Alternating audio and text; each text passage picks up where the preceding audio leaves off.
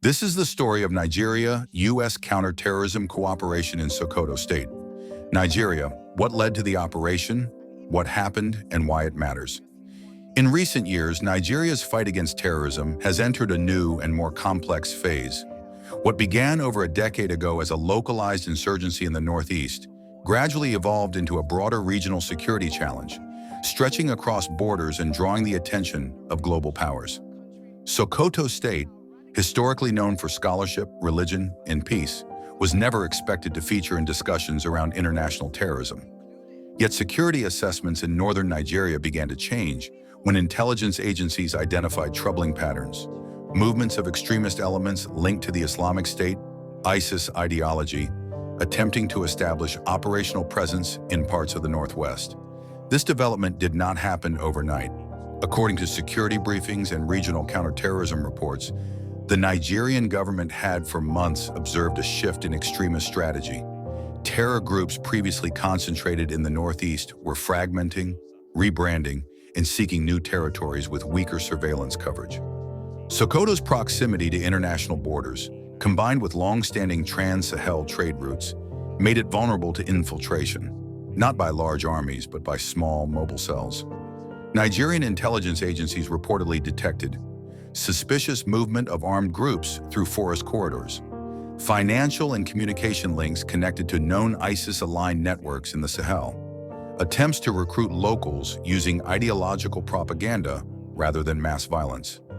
As these findings were assessed, it became clear that the threat was no longer purely domestic. The presence of ISIS-linked elements elevated the situation to an international security concern, which led to the distribution of Christmas gifts upon the ISIS terrorists in Sokoto State, which was a very huge, devastating bombing through the U.S. Air Force exact targeted strike in collaboration with Nigerian military intelligence that rained on the terrorists on December 25th night. President Donald Trump wishes everyone, and even the dead terrorists, a Merry Christmas. Before we continue, if you find this impactful and interesting to know, kindly tap the like button, type your opinion and thoughts, and subscribe to this channel for more updates. Let's continue. The United States has, for years, maintained counterterrorism partnerships across Africa, particularly through intelligence sharing, surveillance support, and military training, while respecting national sovereignty. In this case, multiple factors triggered deeper cooperation. ISIS is a globally designated terrorist organization.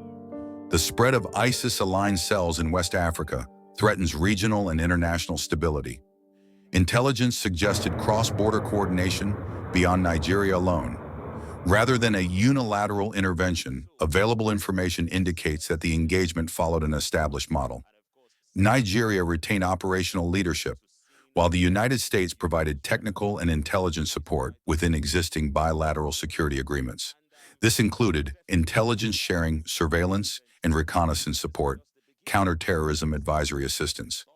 No evidence suggests foreign troops conducted ground combat independently. Nigerian forces remained in charge. When the operation eventually took place, it was described by Nigerian authorities as a targeted counterterrorism action, not a broad military offensive. Key characteristics included precision targeting of confirmed extremist locations, minimal disruption to civilian communities, rapid execution aimed at preventing future attacks rather than reacting to one. Following the operation, security agencies confirmed the dismantling of terrorist hideouts and the recovery of weapons, communication devices, and materials linked to extremist activities. Importantly, there were no reports of mass civilian casualties, an indication of careful planning and intelligence-driven execution. Why this operation is significant is that this event highlighted several critical realities. Terrorism in Nigeria is evolving. Extremist groups are adapting, decentralizing, and seeking new regions. Nigeria is not fighting alone. International partnerships, when properly managed, strengthen national security rather than weaken sovereignty. Prevention is now a priority. Modern counterterrorism focuses on disrupting plots before attacks occur. Northern Nigeria remains strategically important. Protecting states like Sokoto is essential not only for Nigeria, but for West African stability. Questions that remain. Despite the success of the operation, important questions continue to be asked. How many sleeper cells remain undiscovered?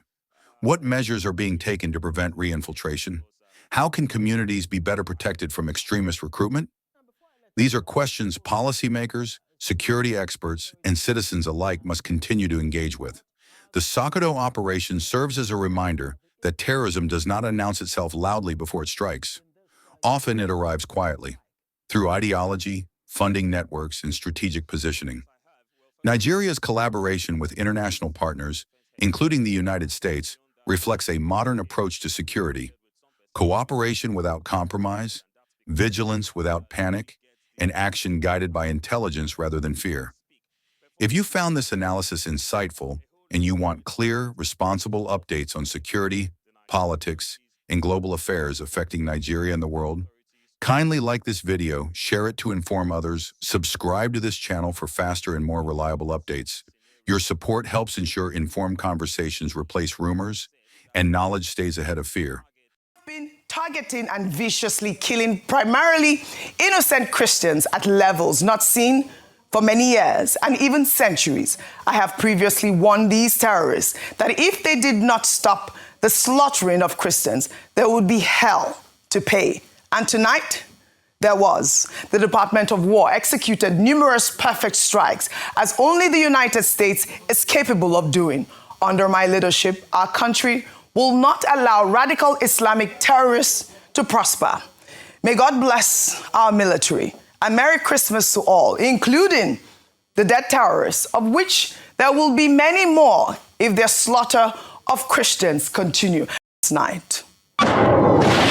Pause for a moment. If you find this video story to be real and impactful, which people need to be aware of, kindly like, comment, and subscribe to this channel, as this is the only way the video can spread faster and people can be more enlightened. And we too can be more encouraged to bring more truth and happenings to the light for people to get more awareness, as we believe. This country must move forward as justice prevail and revolution must have its place. Subscribe for better Nigeria and a real positive change than what we have had and than what we currently are facing. Once again, like, comment your thoughts, and most importantly, subscribe to get more updates and truth. All right, thank you so much, Ngozi. Well, we got in here, some hours ago, and of course, immediately we rushed to some of the sites. We're talking about the attacks. It did take place in two local governments in Sokoto State. We're talking about Tambowal and then Tangaza. Well, that which took place in Tambowal happened in Jabo, which we quickly rushed there, and of course, we saw for ourselves. Well, the good thing is that there was no casualty as regards the striker in Tamboa. Well, let's rewind and then let's indeed talk about those places. Now, from what we have gathered, well, the strikes were actually targeted at hideouts and trans routes. Now, for hideouts, well, they say, well, Tamboa, somewhere that, according to intelligence, they say is somewhat a hideout for some of these elements, and often, although there aren't attacks very often, but then you have talked about the level of intelligence that has gone into this. Well, earlier in the day, well, the Nigerian government did confirm, and of course the defense headquarters did confirm that they did work with the United States on this. And so you want to talk about targets being acquired and of course locked in and before the strikes were made. And for that which concerns Tangaza, well, yes, they say it is a known route. It is a known trans route from Nigeria to Niger. And so it is a place where severally they've seen attacks, and of course severally residents have confirmed to seeing gunmen use those routes. And so that's exactly the reason why those two routes were chosen. And we know definitely, like President Trump said, that this is just the beginning. And he says, well, if it doesn't stop, they will continue. And for now, well, let's wait to see what has happened in Tangaza. Well, for Tangaza, well, we've not been able to get in there, and indeed, it's indeed quite farther from where we are. And, we've not really heard much in terms of casualties, but we can confirm that there were casualties in Tangaza. But for that which happened in Tamboa, well, it was just a strike at a place where, which was actually a farm from what we saw and what we can confirm. Ferdinand, let me stay with you on the issue of casualties in the Jibo area, if I'm correct. Let's rewind again. I said for that which happened in Tamboa, there were no casualties. Well, it did strike, a farm. And so, quite early in the day, well, we saw some visuals. Of some of the residents hurrying to the scene, and of course, they were able to get out some of the debris. And by the time we got there, we couldn't find the debris anymore. But from what we saw, it was just a dredge that has been created. And so, I can confirm to you there were no casualties in Tambawa. However, for Tangaza, which they say is a known trans route from Nigeria to Niger border, well, we hear that there were casualties. However, we haven't been there, and from our sources, we've not been able to put the numbers together. And so, hopefully, we expect that by the time we get in there real time, we'll be able to see exactly what has happened, and hopefully, speak with some of the residents there to give us, their eyewitness accounts. Now, before I let you go, have you been able to speak with security operatives? What are they saying in terms of the impact and even the level of collaboration in this U.S. strike? Oh, yes, I have. Well, first of all, communicated with some persons from the defense headquarters. And then beyond that, well, even when we came in, well, communicated with some persons who indeed have spoken off record. And that's because they didn't get they didn't have the full clearance to indeed speak. But from what we gathered, yes, a whole lot went into it in terms of intelligence. The Nigerian authorities working with the United States authorities to ensure that they take a look at some of they take a look at some of the scenarios. Now, if you look back, you will see, like I've said, that these places, these targets were indeed locked in and, of course, struck. And so, for some reasons, we do not indeed know the exact reasons why these targets were picked, other than a hideout and then a trans route. However, you and I know that in terms of ungoverned spaces, there are several ungoverned spaces. In terms of red areas, there are several red areas in the countries. But why specifically, both institutions did select these places are what we have not been able to confirm. And obviously, well, we have to have a higher security clearance to get that information. But it is a very strong warning, whether there are casualties or not, that of course we see you, of course we have the ability to plan, and of course we have the missiles that can indeed carry out havoc. Top story, the residents of Jabo in Tambuwal local government area have raised an alarm over the discovery of an undetonated missile following strikes by the United States of America. A farmer on Friday had found the undetonated missile in his farm hours after another missile had exploded kilometers away. While the area has been cordoned by security agents to prevent access to civilians, military authorities say the weapon has been dug out and explosive experts will be working to safely detonate the device. After the Thursday blast, on Friday, a farmer in our village decided to go to his cassava farm. There, he found an undetonated missile in his farm. He made an attempt to dig it out, but he couldn't, and later mobilized people, and they used rope around the undetonated bomb and used a camel to drag it out. And later, the traditional ruler of our community came and sent everybody away and invited security agencies who cordoned off the place and asked everybody to leave for safety. Now joining us live from Sokoto. What will create more millionaires and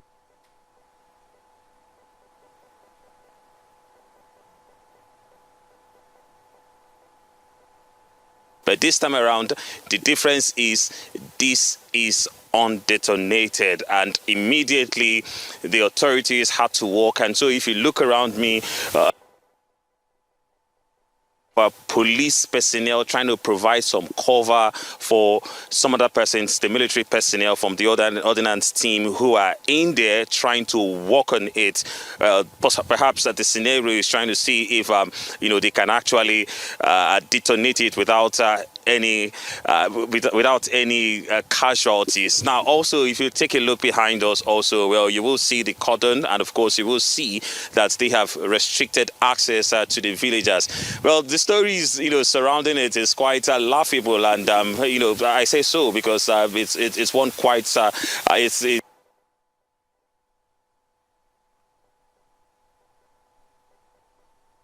From what we were told by eyewitnesses, a farmer found the device on Saturday afternoon, early evening, and then guess what? He called some other persons. They saw it, and then they tried to dig it out. I think you have that visuals. Perhaps you can indeed let the viewer there see it. They tried to dig it out, and guess exactly what happened? When they couldn't pull it out, they got a camel and then tied the rope to it. They got a camel, tied the rope to it, and tried to dig it out. Now, you just want to see that that's indeed calamity that was averted at that point, because if that had detonated, trust me, it would not have been a funny scenario. So that's exactly what they are working on. Just behind us, we have an ordnance team, and then we also have police personnel who have been able to provide some form of restrictions for the, just behind us, the villagers are still there. We're trying very hard to see exactly what they can get. And then also some other security personnel are using the opportunity to lecture these people at this point, to let them indeed realize that this is still an active situation. From what we have seen, it is very possible that there could still be another somewhere, and that's exactly how they are treating it. So they are informing the villagers, making them understand that this is the point where wherever you see, you have to let us know, and so that the experts can indeed come in like exactly what they are doing. All right, Ferdinand, this is quite a very scary... Who did also tell us about,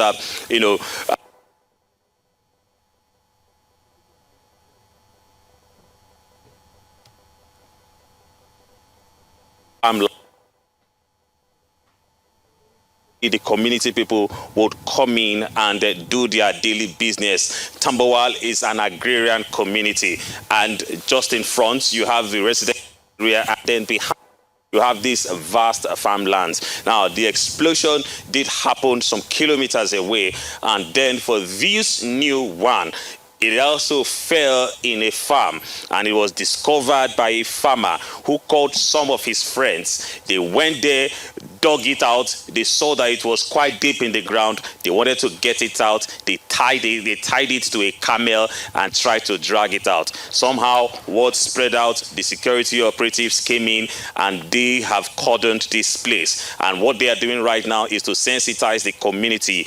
We hope that it is just these two. Don't forget, these are not the primary targets. The primary target is in Tangasa, where we hear that there is an active military operations taking place. However, for whatever reason, or for whatever reason, these missiles had dropped in some other places. Tambowal is some kilometers also away from Tangasa, but this is exactly where some missiles have dropped, and it is very, very essential at this point to educate people. That's exactly what the community heads are doing. That's exactly what the security operatives are doing. And for now, a second one was discovered just hours ago, and we hope it is the only missiles that are still undetonated in this environment.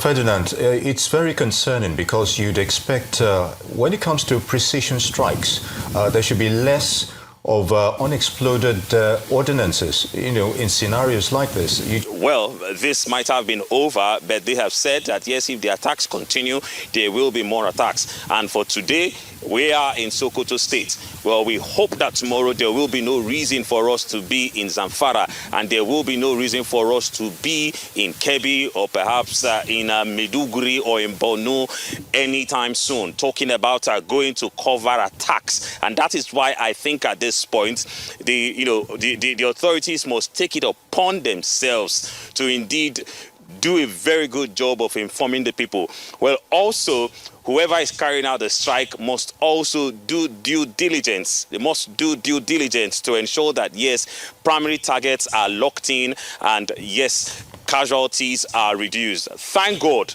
that as regards this one, there's been no casualty recorded. Earlier on, when we went to the first farm where the explosion happened, there was no casualty. The second one, there was also no casualty. And from what we've heard from the Sokoto government, even in Tangasa, which is the primary target where a military operation is ongoing, well, there are also no casualties in terms of civilians. However, you can't write out the fact that, yes, if one is not careful, anything can go wrong. Well, from what we heard, well, this was carried out by an MQ-9 drone. And from MQ-9 drone, well, from what we were told by experts, well, it could carry a Hellfire or perhaps it could carry a laser missile. Now, depending on it, you could begin to see if some of them will be accompanied by smaller ornaments, that can also explode. And so perhaps that's exactly the reason. But it is a learning stage. This is the first time since Nigeria's independence that, we haven't another country carrying out such an offensive. Well, thank God, like the Nigerian government have indeed told us, that they were well aware about this particular situation. Right. But trust me, I want to believe that for things like weapons and others, they might not really have the full information. And that's exactly why they are trying very, very hard to look at this perhaps as a case study, see exactly what's going on, and then perhaps build a better synergy, better jointness with the Americans, so that in subsequent strikes, we will be able to indeed follow up, we'll be able to indeed know exactly, what is going on, so that we don't get, taken unawares by farmers trying to dig up,